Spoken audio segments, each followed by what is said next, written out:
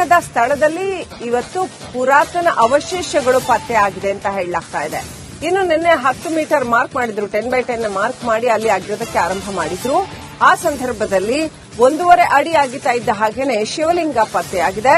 ಜೊತೆಗೆ ಶಿವಲಿಂಗದ ಪೀಠದ ಮಾದರಿಯ ಅವಶೇಷ ಕೂಡ ಪತ್ತೆಯಾಗಿದೆ. ಈ ಶಿವಲಿಂಗದ ಆಕೃತಿ ತೀವ್ರ ಕುತೂಹಲ ಮೂಡಿಸಿದೆ.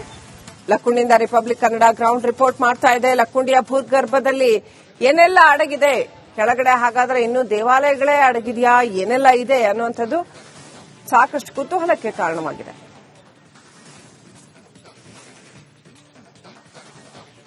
ಒಂದೂವರೆ ಅಡಿ ಅಗಿತಾ ಇದ್ದ ಹಾಗೇನೆ ಈ ರೀತಿ ಅವಶೇಷ ಪತ್ತೆಯಾಗಿದೆ. ಅಲ್ಲಿ ಎಲ್ಲಾ ಕಡೆ ಐತಿಹಾಸಿಕ ಅವಶೇಷಗಳು ಇರ್ತಕ್ಕಂಥದ್ದು ಸಾಕಷ್ಟು ಕಡೆ ಇದೆ.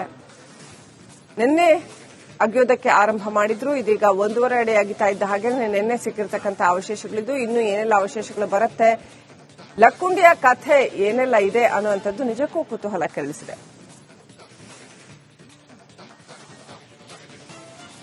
ಇನ್ನಷ್ಟು ಅಪ್ಡೇಟ್ ಪಡ್ಕೊಳ್ಳೋಣ. ನಮ್ಮ ಪ್ರತಿನಿಧಿ ಮಂಜು ಪತ್ತಾರ್ ಲೈವ್ ಕನೆಕ್ಟ್ ಆಗಿದ್ದಾರೆ. ಮಂಜು ಪತ್ತಾರ್, 2ನೇ ದಿನದ ನಿಧಿ ಶೋಧ ಕಾರ್ಯ. ಆಕ್ಚುಲಿ ಇಲ್ಲಿ ನಿಧಿ ಅನ್ನೋದಕ್ಕಿಂತ ಅನೇಕ ಪುರಾತತ್ವ ಅವಶೇಷಗಳು, ಅದು ಶಿವಲಿಂಗ ಇರಬಹುದು ಅಥವಾ ಅಲ್ಲಿನ ದೇವಸ್ಥಾನದ ಕುರುಹುಗಳಿರಬಹುದು, ಆವತ್ತಿನ ಆಳ್ವಿಕೆಯ ಅನೇಕ ಕುರುಹುಗಳು ಕಂಡು ಬರುವಂತಹ ಸಾಧ್ಯತೆಗಳು ಹೆಚ್ಚಾಗಿದೆ. ಯಾವ ರೀತಿಯಲ್ಲಿ ಉತ್ಖನನ ಕಾರ್ಯ ನಡೀತಾ ಇದೆ, ಆಮೇಲೆ ನಿನ್ನೆ ಎಲ್ಲ ನಾವು ಡಿಸ್ಕಸ್ ಮಾಡ್ತಾ ಇದ್ದಂತಹ ಮೇಜರ್ ಕ್ವೆಶ್ಚನ್ಸ್ ಅಂದ್ರೆ ಅಲ್ಲಿ ಈಗಾಗಲೇ ಜನ ಇದ್ದಾರೆ, ಜನವಸತಿ ಇದೆ, ಅದಕ್ಕೆ ಪರ್ಯಾಯ ಕಲ್ಪಿಸ್ತಾರಾ, ಏನೆಲ್ಲ ಅಪ್ಡೇಟ್ ಇದೆ ಮಂಜು ಪತ್ತಾರ್? ಹೌದು ಶ್ರೀಲಕ್ಷ್ಮಿ, ಗದಗನ ಐತಿಹಾಸಿಕ ಲಕ್ಕುಂಡಿಯಲ್ಲಿ ಇವಾಗ ಏನು ನಿಧಿ ಸಿಕ್ಕ ಬೆನ್ನಲ್ಲೇ ಪುರಾತತ್ವ ಇಲಾಖೆ ಮತ್ತು ಲಕ್ಕುಂಡಿ ಪ್ರಾಧಿಕಾರ ಅಧಿಕಾರಿಗಳು ಕಳೆದ 2 ದಿನಗಳಿಂದ ಕೂಡ ಇಲ್ಲಿ ಉತ್ಖನನ ಕಾರ್ಯ ಮಾಡ್ತಾ ಇದ್ದಾರೆ. ನಾವು ಏನು ಇಲ್ಲಿ ದೃಶ್ಯದಲ್ಲಿ ಕೂಡ ನೋಡ್ತಾ ಇರಬಹುದು, ಇದೇ ಒಂದು ಭಾಗದಲ್ಲಿ ಉತ್ಖನನ ಕಾರ್ಯ ಮಾಡ್ತಾ ಇದ್ದಾರೆ. ಇವತ್ತು ಇದೊಂದು ನಿಷೇಧಿತ ಪ್ರದೇಶ ಅಂತ ಹೇಳಿ ಜಿಲ್ಲಾಡಳಿತ ಮತ್ತು ಲಕ್ಕುಂಡಿ ಅಭಿವೃದ್ಧಿ ಪ್ರಾಧಿಕಾರದ ಅಧಿಕಾರಿಗಳು ಕೂಡ ತಿಳಿಸಿದ್ದಾರೆ. ಹೀಗಾಗಿ ಈ ಒಂದು ನಿಷೇಧಿತ ಪ್ರದೇಶದಲ್ಲಿ ಇವಾಗ ಒಂದು ಶಿವಲಿಂಗ ಹೋಲುವಂತ ಒಂದು ಪ್ರಾಚ್ಯ ವಸ್ತು ಕೂಡ ಸಿಕ್ಕಿದೆ. ಇದು ಸಾಕಷ್ಟು ಕುತೂಹಲಕ್ಕೇನು ಕೂಡ ಎಡೆ ಮಾಡಿಕೊಡ್ತಾ ಇದೆ. ಇವಾಗ ಕೇವಲ ಮೇಲ್ಗಡೆ ಪದರಿನಲ್ಲಿ ಮಾತ್ರ, ಮಣ್ಣಿನ ಪದರಿನಲ್ಲಿ ಈ ರೀತಿ ಸಿಕ್ಕಿದೆ. ಮುಂಭಾಗದಲ್ಲಿ ಅಂದ್ರೆ ಇನ್ನೂ ಹೆಚ್ಚಿನ ಈ ಒಂದು ಮಣ್ಣನ್ನು ಅಗದ ನಂತರ ಇಲ್ಲಿ ಪ್ರಾಚ್ಯ ವಸ್ತು ಕೂಡ ಸಿಗುತ್ತೆ. ಇಲ್ಲಿ ನಾವು ನೋಡ್ತಾ ಇರಬಹುದು, ಈ ರೀತಿ ಪ್ರಾಚ್ಯ ವಸ್ತು ಸಿಕ್ಕಿದೆ. ಈ ಒಂದು ಪ್ರಾಚ್ಯ ವಸ್ತು ಇವಾಗ ಸಂಶೋಧನೆ ಮಾಡಬೇಕಾಗಿದೆ. ಇಲ್ಲಿಗೆ ಇವಾಗ ಲಕ್ಕುಂಡಿ ಪ್ರಾಧಿಕಾರದ ಸದಸ್ಯರು ಕೂಡ ಆಗಮಿಸಿದ್ದಾರೆ. ಇದು ಯಾವ ಶತಮಾನದ್ದು, ಇದು ಯಾವ ವಸ್ತು ಅಂತೇಳಿ ಕೂಡ ಆ ಪರಿಶೀಲನೆ ಮಾಡಬೇಕಾಗಿದೆ. ಸುಮಾರು ನೈಜ ಲಕ್ಕುಂಡಿ ಯಾವ ರೀತಿ ಇರುತ್ತಂತಂದ್ರೆ, ಇದು ಕೇವಲ ಈಗ ನಾವೇನು ಕುತ್ಕೊಂಡಿದ್ದೇವೆ, ಇದು ಮೇಲ್ಭಾಗದ ಪದರು, ಇಲ್ಲಿಂದ ಹಿಡಿದು ಈ ಮೇಲಿನ ಮೇಲ್ಭಾಗದ ಪದರು, ಇದರಿಂದ 8 ರಿಂದ 10 ಅಡಿ ನಾವು ಡೀಪ್ ಒಳಗಡೆ ಹೋದಾಗ ನೈಜ ಲಕ್ಕುಂಡಿ ಪತ್ತೆ ಆಗತ್ತೆ. ಆ ಸಮಯದಲ್ಲಿ ಈ ಒಂದು ಲಕ್ಕುಂಡಿ ಒಳಗಡೆ ಏನಿದೆ ನೈಜ ಲಕ್ಕುಂಡಿ, ಆ ಸಮಯದಲ್ಲಿ ಬೇರೆ ಬೇರೆ ವಸ್ತುಗಳು ಕೂಡ ಸಿಗಬಹುದು. ಹೀಗಾಗಿ ಈ ಬಗ್ಗೆ ನಮ್ಮ ಜೊತೆಗೆ ಮಾತನಾಡಲು ಏನು ಲಕ್ಕುಂಡಿ ಪ್ರಾಧಿಕಾರ ಸದಸ್ಯರಾದಂತ ಏನು ಸಿದ್ದು ಪಾಟೀಲ್ ಅವರಿದ್ದಾರೆ, ಅವರನ್ನ ಮಾತಾಡ್ಸೋಣ. ಸರ್, ಇವಾಗ ಅದು ವಸ್ತು ಸಿಕ್ಕಿದೆ, ಏನಂತೀರಿ ಪ್ರಾಚ್ಯ ವಸ್ತು? ಇಲ್ಲ, ಪ್ರಾಚ್ಯಾವಶೇಷ ಏನಿದಾವಲ್ಲ ಸರ್, ಸಾಕಷ್ಟು ಇಲ್ಲಿ ಸುತ್ತಮುತ್ತಲು ಇದ್ದಂತ ಎಲ್ಲ ಪ್ರಾಚ್ಯಾವಶೇಷಗಳನ್ನು ಹಿಂದೆ ಹಿರಿಯರು ಅವ್ರಿಗೆ ಇದ್ರದ್ದು ವ್ಯಾಲ್ಯೂ ಗೊತ್ತಿಲ್ಲಾರ್ದಾಗ ಇದನ್ನ ಹಾಕಿ ಸಾಕಷ್ಟು ಇನ್ನೂ ಪ್ರಾಚ್ಯಾವಶೇಷಗಳನ್ನು ಮುಚ್ಚಿದಾರೆ ಸರ್. ಈಗೇನು ಉತ್ಖನನ ಸ್ಟಾರ್ಟ್ ಆದಂಗೆಲ್ಲ ಸಾಕಷ್ಟು ಪ್ರಾಚ್ಯಾವಶೇಷಗಳು ಇನ್ನೂ ಸಿಗ್ತಾವ್ ಸರ್. ಅಲ್ಲಿಂದ ಇಲ್ಲಿಗೆ ಮೆಟ್ಲು ಸಿಗಬೇಕಾದ್ರೆ ಸುಮಾರು ಒಂದು 6 ಅಥವಾ 7 ಫುಟ್ ಬಗದಾಗ ಮೆಟ್ಲು ಸಿಗ್ತಾವು. ಇನ್ನೂ ಪ್ರಾಚ್ಯಾವಶೇಷಗಳು ಇನ್ನೂ ಸಾಕಷ್ಟು ಸಿಗ್ತಾವ ಸರ್. ಇದು ಒಂದು ನಮ್ಗೆ ಒಳ್ಳೆಯ ಸಂಕೇತ ಅಂತ ಅನ್ಬೋದು ಸರ್. ಈ ಉತ್ಖನನ ನೈಜ ಲಕ್ಕುಂಡಿ ಅಂದ್ರೆ ನೈಜವಾಗಿ ಉತ್ಖನನ ನಡೆಯೋದು 8 ರಿಂದ 9 ಫೀಟ್ ಒಳಗೆ ಹೋದ ಇಲ್ಲ, ನಮ್ಮ ಊರು ಒಂದು 8 ಫೂಟ್ ಹೋಗದೈತೆ ಸರ್. 8 ಫೂಟ್ ತೆಗೆದಿಂದ ಹಾಳು ಮಣ್ಣು ಹತ್ತ, ಹಾಳು ಮಣ್ಣಲ್ಲಿದ್ದ ಕೆಳಗ ಪ್ರಾಚ್ಯ ಒಂದು ಐತಿಹಾಸಿಕ ಕುರುಹು ಸಿಗ್ತೈತೆ ಸರ್ ನಮಗೆ. ಏನು ಇಲ್ಲಿ ಲಕ್ಕುಂಡಿ ಪ್ರಾಧಿಕಾರದ ಸದಸ್ಯರು ಕೂಡ ಹೇಳ್ತಾ ಇದ್ದಾರೆ. ನಾವು ಇಲ್ಲಿ ದೃಶ್ಯದಲ್ಲಿ ಕೂಡ ನೋಡ್ತಾ ಇರಬಹುದು, ಆಕ್ಚುಲಿ ಇದು ನಿಷೇಧಿತ ಪ್ರದೇಶ. ಈ ಒಂದು ಪ್ರದೇಶದಲ್ಲಿ ಇವಾಗ ಉತ್ಖನನ ಕಾರ್ಯ ನಡೀತಾ ಇದೆ. ಸಾಕಷ್ಟು ಸಿಬ್ಬಂದಿಗಳು ಕೂಡ ಇಲ್ಲಿ ಏನು ಇದನ್ನು ಕಾರ್ಯ ನಡೆಸ್ತಾ ಇದ್ದಾರೆ. ಹೀಗಾಗಿ ಈ ಒಂದು ಪ್ರದೇಶದಲ್ಲಿ ಇವಾಗ ಉತ್ಖನನ ಕಾರ್ಯ ನಡೀತಾ ಇದೆ. ಅದೇ ಒಂದು ಆ ಪ್ರದೇಶದಲ್ಲಿ ಇವಾಗ ಶಿವಲಿಂಗನ ಹೋಲುವಂತ ಏನು ವಸ್ತು ಸಿಕ್ಕಿದೆ. ಇದು ಸಾಕಷ್ಟು ಕುತೂಹಲಕ್ಕೆ ಎಡೆ ಮಾಡಿಕೊಡ್ತಾ ಇದೆ. ಇಲ್ಲಿಯ ಪ್ರಾಧಿಕಾರದವರು ಕೂಡ ಹೇಳುವ ಪ್ರಕಾರ ಇದೊಂದು ಏನು 8ರಿಂದ 10 ಅಡಿಯಷ್ಟು ನಾವು ಡೀಪ್ ತಳಗಡೆ ಹೋದ್ರೆ ಇಲ್ಲಿ ನೈಜ ಲಕ್ಕುಂಡಿ ಸಿಗತ್ತೆ. ನಾವು ಇಲ್ಲಿ ಪಕ್ಕದಲ್ಲಿ ಕೂಡ ನೋಡ್ತಾ ಇರಬಹುದು, ಇದು ಆ ಬಾವಿ ಪುಷ್ಕರಣಿ. ಈ ಪುಷ್ಕರಣಿಯ ಮೆಟ್ಟಲುಗಡೆ ಇದ್ದಾವೆ. ಆ ತಳಭಾಗದಿಂದ ಅಂದ್ರೆ ಇಲ್ಲಿ ಡೋರ್ ಏನ್ ಕಾಣಿಸುತ್ತೆ, ಇಲ್ಲಿ ಆ ಒಂದು ಬಾಗಿಲ ಏನ್ ಕಾಣಿಸುತ್ತಲ್ಲ, ಆ ಬಾಗಿಲಿಂದ ನೇರವಾಗಿ ಅದು ಇದಕ್ಕೆ ಹೋಗುವಂತ ಇದಿದೆ. ಇಲ್ಲಿ ನೋಡ್ತಾ ಇರಬಹುದು ದೃಶ್ಯದಲ್ಲಿ ಕೂಡ ಈ ರೀತಿ ಏನು ಬಾಗಿಲ ಇದೆ ಇಲ್ಲ, ಈ ಬಾಗಿಲ ನೈಜ ಬಾಗಿಲ. ಅಂದ್ರೆ ಇಲ್ಲಿ ಈ ಒಂದು ಸರಿ ಸಮಾನವಾಗಿ ಇಲ್ಲಿಂದ ಹೋದ್ರೆ ಕೋಟೆ ವೀರಭದ್ರೇಶ್ವರ ದೇವಸ್ಥಾನಕ್ಕೆ ಈ ಒಂದು ಮಾರ್ಗ ಹೋಗುತ್ತೆ. ಅಷ್ಟೊಂದು ಪ್ರಮಾಣದ ಮಣ್ಣು ಇಲ್ಲಿ ಹಾಕಿದ್ದಾರೆ ಕಳೆದ 15ರಿಂದ 20 ವರ್ಷಗಳ ಹಿಂದೆ. ಹೀಗಾಗಿ ಇದು ಸಾಕಷ್ಟು ಮಣ್ಣು ಹಾಕಿರೋದ್ರಿಂದ ಇದು ಇತ್ತೀಚಿನ ಮಣ್ಣು. ನೈಜ ಲಕ್ಕುಂಡಿ ಅಂದ್ರೆ ಇಲ್ಲಿ ಪುರಾತತ್ವ ಇಲಾಖೆಯ ಮತ್ತು ಪ್ರಾಚೀನ ಕಾಲದ ವಸ್ತುಗಳು ಕೂಡ ಸಿಗುವ ಲಕ್ಷಣಗಳಿದ್ದಾವೆ. ಇವಾಗ ಮೇಲ್ಭಾಗದ ಮಣ್ಣನ್ನು ಮಾತ್ರ ತೆಗಿತಾ ಇದ್ದಾರೆ.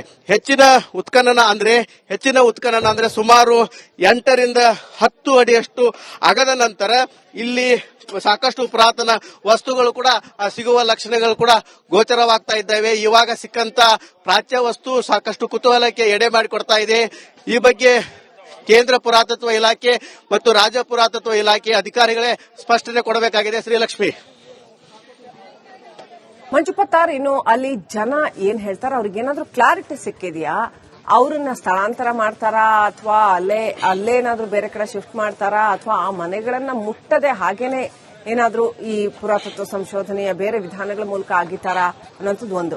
ಎರಡನೇದು ಮಂಜುಪತ್ತಾರ್, ಇವಾಗೆಲ್ಲ ಸಾಕಷ್ಟು ತಾಂತ್ರಿಕವಾಗಿ ಅತ್ಯಾಧುನಿಕ ಉಪಕರಣಗಳು ಬಂದಿದ್ದಾವೆ ಕೆಳಗಡೆ ಏನಿದೆ ಏನಿಲ್ಲ ಅನ್ನೋದನ್ನೆಲ್ಲ ನೋಡೋದಕ್ಕೆ. ಆ ತಾಂತ್ರಿಕ ಅತ್ಯಾಧುನಿಕ ವಿಧಾನಗಳನ್ನ ಉಪಯೋಗಿಸಲಾಗ್ತಾ ಇದೆಯಾ ಅಥವಾ ನಮ್ಮ ಹಳೆಯ ರೀತಿನಲ್ಲೇನೆ ಅಗದು ತೆಗಿತಾ ಇದ್ದಾರಾ? ಹೇಗ್ ನಡೀತಾ ಇದೆ ಒಟ್ಟು ಉತ್ಖನನ?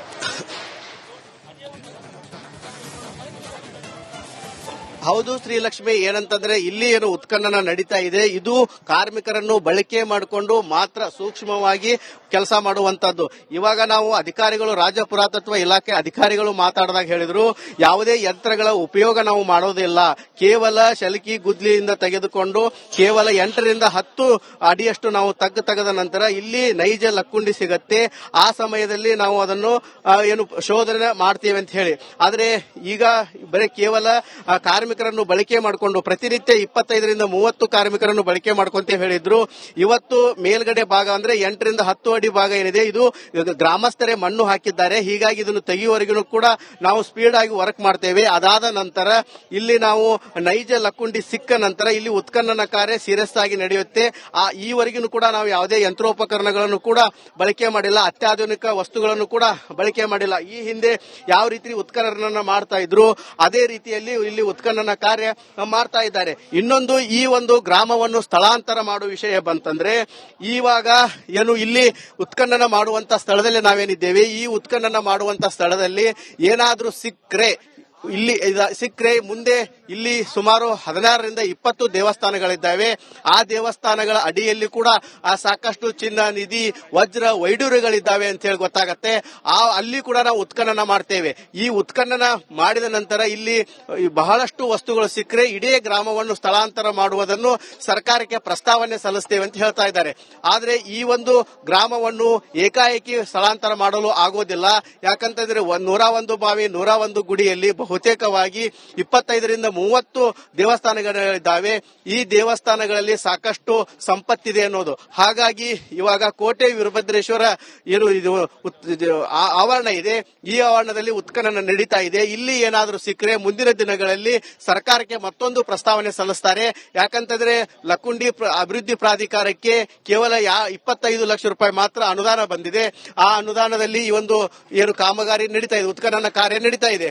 ಮುಂದಿನ ದಿನಗಳಲ್ಲಿ ಏನಾದರೂ ಸಿಕ್ಕರೆ ಅದನ್ನು ಕೇಂದ್ರ ಪುರಾತತ್ವ ಇಲಾಖೆ ಮತ್ತು ರಾಜ್ಯ ಪುರಾತತ್ವ ಇಲಾಖೆಯಿಂದ ಸರ್ಕಾರಕ್ಕೆ ಪ್ರಸ್ತಾವನೆ ಸಲ್ಲಿಸಿ ನಂತರ ದಿನಗಳಲ್ಲಿ ಹೆಚ್ಚಿನ ಉತ್ಖನನ ಮಾಡೋದು, ಗ್ರಾಮವನ್ನು ಸ್ಥಳಾಂತರ ಮಾಡುವ ನಿಟ್ಟಿನಲ್ಲಿ ಅಧಿಕಾರಿಗಳು ಈ ಬಗ್ಗೆ ತೀರ್ಮಾನ ತೆಗೆದುಕೊಳ್ತಾರೆ ಅಂತ ಹೇಳಿ ಹೇಳಲಾಗ್ತಾ ಇದೆ. ಶ್ರೀಲಕ್ಷ್ಮಿ. ರೈಟ್. ಥ್ಯಾಂಕ್ ಯು ಮಂಜುಪತ್ತ ಡೀಟೇಲ್ಸ್ಗಾಗಿ. ಉತ್ಖನನದ ಸ್ಥಳದಲ್ಲಿ ಇವತ್ತು ಪುರಾತನ ಅವಶೇಷಗಳು ಪತ್ತೆ ಆಗಿದೆ ಅಂತ ಹೇಳಲಾಗ್ತಾ ಇದೆ. ಇನ್ನು ನಿನ್ನೆ 10 ಮೀಟರ್ ಮಾರ್ಕ್ ಮಾಡಿದ್ರು, 10x10 ಮಾರ್ಕ್ ಮಾಡಿ ಅಲ್ಲಿ ಅಗೆಯೋದಕ್ಕೆ ಆರಂಭ ಮಾಡಿದ್ರು. ಆ ಸಂದರ್ಭದಲ್ಲಿ 1.5 ಅಡಿ ಅಗಿತಾ ಇದ್ದ ಹಾಗೇನೆ ಶಿವಲಿಂಗ ಪತ್ತೆಯಾಗಿದೆ. ಜೊತೆಗೆ ಶಿವಲಿಂಗದ ಪೀಠದ ಮಾದರಿಯ ಅವಶೇಷ ಕೂಡ ಪತ್ತೆಯಾಗಿದೆ. ಈ ಶಿವಲಿಂಗದ ಆಕೃತಿ ತೀವ್ರ ಕುತೂಹಲ ಮೂಡಿಸಿದೆ. ಲಕ್ಕುಂಡಿಯಿಂದ ರಿಪಬ್ಲಿಕ್ ಕನ್ನಡ ಗ್ರೌಂಡ್ ರಿಪೋರ್ಟ್ ಮಾಡ್ತಾ ಇದೆ. ಲಕ್ಕುಂಡಿಯ ಭೂಗರ್ಭದಲ್ಲಿ ಏನೆಲ್ಲ ಅಡಗಿದೆ, ಕೆಳಗಡೆ ಹಾಗಾದ್ರೆ ಇನ್ನೂ ದೇವಾಲಯಗಳೇ ಅಡಗಿದೆಯಾ, ಏನೆಲ್ಲ ಇದೆ ಅನ್ನುವಂಥದ್ದು ಸಾಕಷ್ಟು ಕುತೂಹಲಕ್ಕೆ ಕಾರಣವಾಗಿದೆ.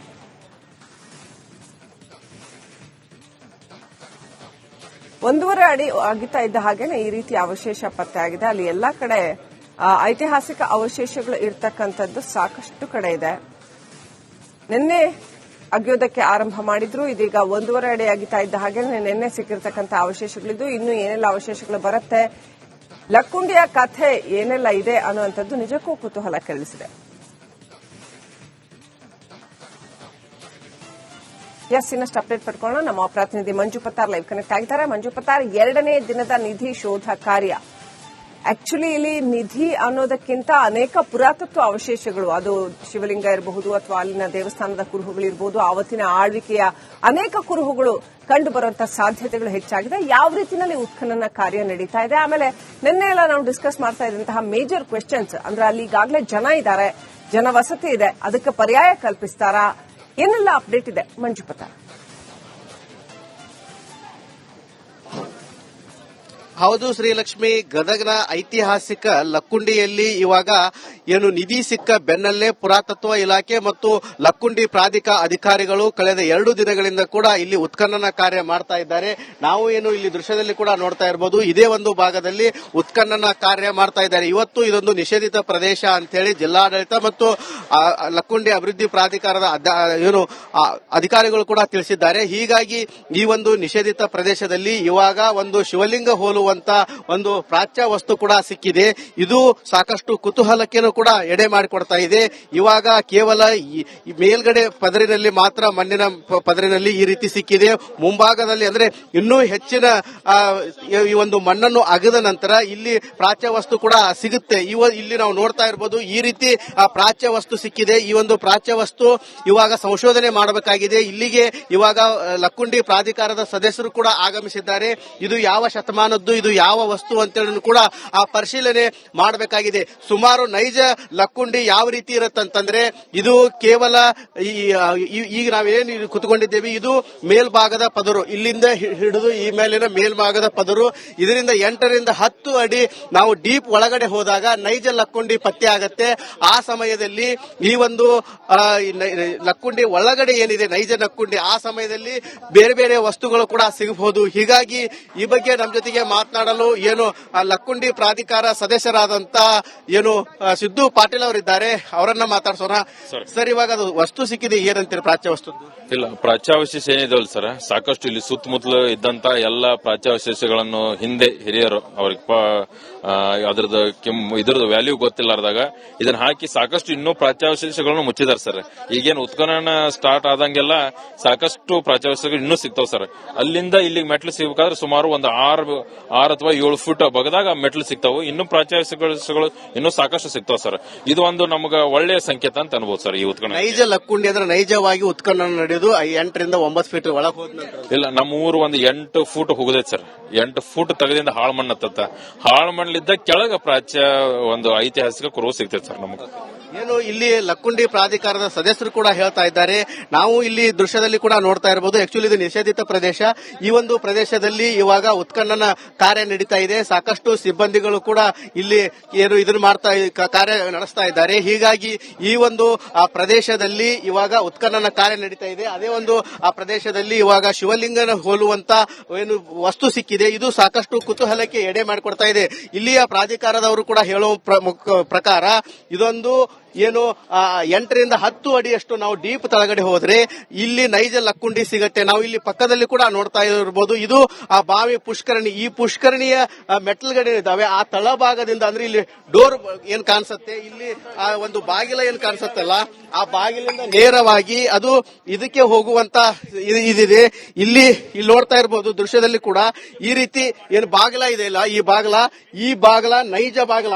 ಅಂದ್ರೆ ಇಲ್ಲಿ ಈ ಒಂದು ಸರಿ ಸರಿಸಮಾನವಾಗಿ ಇಲ್ಲಿಂದ ನಾವು ಇಲ್ಲಿಂದ ಹೋದ್ರೆ ಕೋಟೆ ವೀರಭದ್ರೇಶ್ವರ ದೇವಸ್ಥಾನಕ್ಕೆ ಈ ಒಂದು ಮಾರ್ಗ ಹೋಗುತ್ತೆ. ಅಷ್ಟೊಂದು ಪ್ರಮಾಣದ ಮಣ್ಣು ಇಲ್ಲಿ ಹಾಕಿದ್ದಾರೆ ಕಳೆದ 15ರಿಂದ 20 ವರ್ಷಗಳ ಹಿಂದೆ. ಹೀಗಾಗಿ ಇದು ಸಾಕಷ್ಟು ಮಣ್ಣು ಹಾಕಿರೋದ್ರಿಂದ ಇದು ಇತ್ತೀಚಿನ ಮಣ್ಣು. ನೈಜ ಲಕ್ಕುಂಡಿ ಅಂದ್ರೆ ಇಲ್ಲಿ ಪುರಾತತ್ವ ಇಲಾಖೆಯ ಮತ್ತು ಪ್ರಾಚೀನ ಕಾಲದ ವಸ್ತುಗಳು ಕೂಡ ಸಿಗುವ ಲಕ್ಷಣಗಳಿದ್ದಾವೆ. ಇವಾಗ ಮೇಲ್ಭಾಗದ ಮಣ್ಣನ್ನು ಮಾತ್ರ ತೆಗಿತಾ ಇದ್ದಾರೆ. ಹೆಚ್ಚಿನ ಉತ್ಖನನ ಅಂದ್ರೆ ಸುಮಾರು 8ರಿಂದ 10 ಅಡಿಯಷ್ಟು ಅಗದ ನಂತರ ಇಲ್ಲಿ ಸಾಕಷ್ಟು ಪುರಾತನ ವಸ್ತುಗಳು ಕೂಡ ಸಿಗುವ ಲಕ್ಷಣಗಳು ಕೂಡ ಗೋಚರವಾಗ್ತಾ ಇದ್ದಾವೆ. ಇವಾಗ ಸಿಕ್ಕಂತ ಪ್ರಾಚ್ಯ ವಸ್ತು ಸಾಕಷ್ಟು ಕುತೂಹಲಕ್ಕೆ ಎಡೆ ಮಾಡಿಕೊಡ್ತಾ ಇದೆ. ಈ ಬಗ್ಗೆ ಕೇಂದ್ರ ಪುರಾತತ್ವ ಇಲಾಖೆ ಮತ್ತು ರಾಜ್ಯ ಪುರಾತತ್ವ ಇಲಾಖೆ ಅಧಿಕಾರಿಗಳೇ ಸ್ಪಷ್ಟನೆ ಕೊಡಬೇಕಾಗಿದೆ. ಶ್ರೀಲಕ್ಷ್ಮಿ. ಮಂಜುಪತ್ತಾರ್, ಇನ್ನು ಅಲ್ಲಿ ಜನ ಏನ್ ಹೇಳ್ತಾರ, ಅವ್ರಿಗೇನಾದ್ರೂ ಕ್ಲಾರಿಟಿ ಸಿಕ್ಕಿದ್ಯಾ? ಅವ್ರನ್ನ ಸ್ಥಳಾಂತರ ಮಾಡ್ತಾರಾ ಅಥವಾ ಅಲ್ಲೇನಾದ್ರೂ ಬೇರೆ ಕಡೆ ಶಿಫ್ಟ್ ಮಾಡ್ತಾರಾ ಅಥವಾ ಆ ಮನೆಗಳನ್ನ ಮುಟ್ಟದೆ ಹಾಗೇನೆ ಏನಾದ್ರೂ ಈ ಪುರಾತತ್ವ ಸಂಶೋಧನೆಯ ಬೇರೆ ವಿಧಾನಗಳ ಮೂಲಕ ಆಗಿತ್ತಾರಾ ಅನ್ನೋಂಥದ್ದು ಒಂದು. ಎರಡನೇದು ಮಂಜುಪತ್ತಾರ್, ಇವಾಗೆಲ್ಲ ಸಾಕಷ್ಟು ತಾಂತ್ರಿಕವಾಗಿ ಅತ್ಯಾಧುನಿಕ ಉಪಕರಣಗಳು ಬಂದಿದ್ದಾವೆ ಕೆಳಗಡೆ ಏನಿದೆ ಏನಿಲ್ಲ ಅನ್ನೋದನ್ನೆಲ್ಲ ನೋಡೋದಕ್ಕೆ. ಆ ತಾಂತ್ರಿಕ ಅತ್ಯಾಧುನಿಕ ವಿಧಾನಗಳನ್ನ ಉಪಯೋಗಿಸಲಾಗ್ತಾ ಇದೆಯಾ ಅಥವಾ ನಮ್ಮ ಹಳೆಯ ರೀತಿನಲ್ಲೇನೆ ಅಗದು ತೆಗಿತಾ ಇದ್ದಾರಾ? ಹೇಗ್ ನಡೀತಾ ಇದೆ ಒಟ್ಟು ಉತ್ಖನನ?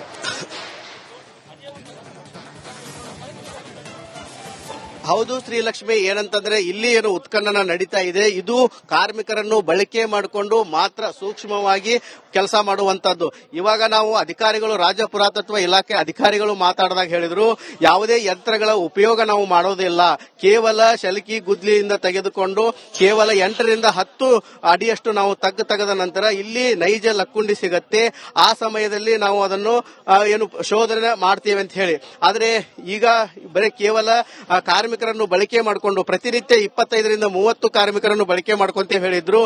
ಇವತ್ತು ಮೇಲ್ಗಡೆ ಭಾಗ ಅಂದ್ರೆ 8ರಿಂದ 10 ಅಡಿ ಭಾಗ ಏನಿದೆ ಇದು ಗ್ರಾಮಸ್ಥರೇ ಮಣ್ಣು ಹಾಕಿದ್ದಾರೆ. ಹೀಗಾಗಿ ಇದನ್ನು ತೆಗೆಯುವವರೆಗೂ ಕೂಡ ನಾವು ಸ್ಪೀಡ್ ಆಗಿ ವರ್ಕ್ ಮಾಡ್ತೇವೆ. ಅದಾದ ನಂತರ ಇಲ್ಲಿ ನಾವು ನೈಜ ಲಕ್ಕುಂಡಿ ಸಿಕ್ಕ ನಂತರ ಇಲ್ಲಿ ಉತ್ಖನನ ಕಾರ್ಯ ಸೀರಿಯಸ್ ಆಗಿ ನಡೆಯುತ್ತೆ. ಈವರೆಗೂ ಕೂಡ ನಾವು ಯಾವುದೇ ಯಂತ್ರೋಪಕರಣಗಳನ್ನು ಕೂಡ ಬಳಕೆ ಮಾಡಿಲ್ಲ, ಅತ್ಯಾಧುನಿಕ ವಸ್ತುಗಳನ್ನು ಕೂಡ ಬಳಕೆ ಮಾಡಿಲ್ಲ. ಈ ಹಿಂದೆ ಯಾವ ರೀತಿ ಉತ್ಖನನ ಮಾಡ್ತಾ ಇದ್ರು ಅದೇ ರೀತಿಯಲ್ಲಿ ಇಲ್ಲಿ ಉತ್ಖನನ ಕಾರ್ಯ ಮಾಡ್ತಾ ಇದ್ದಾರೆ. ಇನ್ನೊಂದು, ಈ ಒಂದು ಗ್ರಾಮವನ್ನು ಸ್ಥಳಾಂತರ ಮಾಡುವ ವಿಷಯ ಬಂತಂದ್ರೆ ಇವಾಗ ಏನು ಇಲ್ಲಿ ಉತ್ಖನನ ಮಾಡುವಂತ ಸ್ಥಳದಲ್ಲಿ ನಾವೇನಿದ್ದೇವೆ, ಈ ಉತ್ಖನನ ಮಾಡುವಂತ ಸ್ಥಳದಲ್ಲಿ ಏನಾದ್ರೂ ಸಿಕ್ಕರೆ ಮುಂದೆ ಇಲ್ಲಿ ಸುಮಾರು 16ರಿಂದ 20 ದೇವಸ್ಥಾನಗಳಿದ್ದಾವೆ. ಆ ದೇವಸ್ಥಾನಗಳ ಅಡಿಯಲ್ಲಿ ಕೂಡ ಸಾಕಷ್ಟು ಚಿನ್ನ, ನಿಧಿ, ವಜ್ರ, ವೈಡೂರ್ಯಗಳಿದ್ದಾವೆ ಅಂತ ಹೇಳಿ ಗೊತ್ತಾಗತ್ತೆ. ಅಲ್ಲಿ ಕೂಡ ನಾವು ಉತ್ಖನನ ಮಾಡ್ತೇವೆ. ಈ ಉತ್ಖನನ ಮಾಡಿದ ನಂತರ ಇಲ್ಲಿ ಬಹಳಷ್ಟು ವಸ್ತುಗಳು ಸಿಕ್ಕರೆ ಇಡೀ ಗ್ರಾಮವನ್ನು ಸ್ಥಳಾಂತರ ಮಾಡುವುದನ್ನು ಸರ್ಕಾರಕ್ಕೆ ಪ್ರಸ್ತಾವನೆ ಸಲ್ಲಿಸ್ತೇವೆ ಅಂತ ಹೇಳ್ತಾ ಇದ್ದಾರೆ. ಆದ್ರೆ ಈ ಒಂದು ಗ್ರಾಮವನ್ನು ಏಕಾಏಕಿ ಸ್ಥಳಾಂತರ ಮಾಡಲು ಆಗೋದಿಲ್ಲ. ಯಾಕಂತಂದ್ರೆ 101 ಬಾವಿ, 101 ಗುಡಿಯಲ್ಲಿ ಬಹುತೇಕವಾಗಿ 25ರಿಂದ 30 ದೇವಸ್ಥಾನಗಳಿದ್ದಾವೆ. ಈ ದೇವಸ್ಥಾನಗಳಲ್ಲಿ ಸಾಕಷ್ಟು ಸಂಪತ್ತಿದೆ ಅನ್ನೋದು. ಹಾಗಾಗಿ ಇವಾಗ ಕೋಟೆ ವೀರಭದ್ರೇಶ್ವರ ಏನು ಇದು ಆವರಣ ಇದೆ, ಈ ಆವರಣದಲ್ಲಿ ಉತ್ಖನನ ನಡೀತಾ ಇದೆ. ಇಲ್ಲಿ ಏನಾದರೂ ಸಿಕ್ಕರೆ ಮುಂದಿನ ದಿನಗಳಲ್ಲಿ ಸರ್ಕಾರಕ್ಕೆ ಮತ್ತೊಂದು ಪ್ರಸ್ತಾವನೆ ಸಲ್ಲಿಸ್ತಾರೆ. ಯಾಕಂತಂದ್ರೆ ಲಕ್ಕುಂಡಿ ಅಭಿವೃದ್ಧಿ ಪ್ರಾಧಿಕಾರಕ್ಕೆ ಕೇವಲ 25 ಲಕ್ಷ ರೂಪಾಯಿ ಮಾತ್ರ ಅನುದಾನ ಬಂದಿದೆ. ಆ ಅನುದಾನದಲ್ಲಿ ಈ ಒಂದು ಏನು ಕಾಮಗಾರಿ ನಡೀತಾ ಇದೆ, ಉತ್ಖನನ ಕಾರ್ಯ ನಡೀತಾ ಇದೆ. ಮುಂದಿನ ದಿನಗಳಲ್ಲಿ ಏನಾದರೂ ಸಿಕ್ಕರೆ ಅದನ್ನು ಕೇಂದ್ರ ಪುರಾತತ್ವ ಇಲಾಖೆ ಮತ್ತು ರಾಜ್ಯ ಪುರಾತತ್ವ ಇಲಾಖೆಯಿಂದ ಸರ್ಕಾರಕ್ಕೆ ಪ್ರಸ್ತಾವನೆ ಸಲ್ಲಿಸಿ ನಂತರ ದಿನಗಳಲ್ಲಿ ಹೆಚ್ಚಿನ ಉತ್ಖನನ ಮಾಡೋದು, ಗ್ರಾಮವನ್ನು ಸ್ಥಳಾಂತರ ಮಾಡುವ ನಿಟ್ಟಿನಲ್ಲಿ ಅಧಿಕಾರಿಗಳು ಈ ಬಗ್ಗೆ ತೀರ್ಮಾನ ತೆಗೆದುಕೊಳ್ತಾರೆ ಅಂತ ಹೇಳಿ ಹೇಳಲಾಗ್ತಾ ಇದೆ. ಶ್ರೀಲಕ್ಷ್ಮಿ. ರೈಟ್. ಥ್ಯಾಂಕ್ ಯು ಮಂಜುಪತ್ತ ಡೀಟೇಲ್ಸ್ಗಾಗಿ.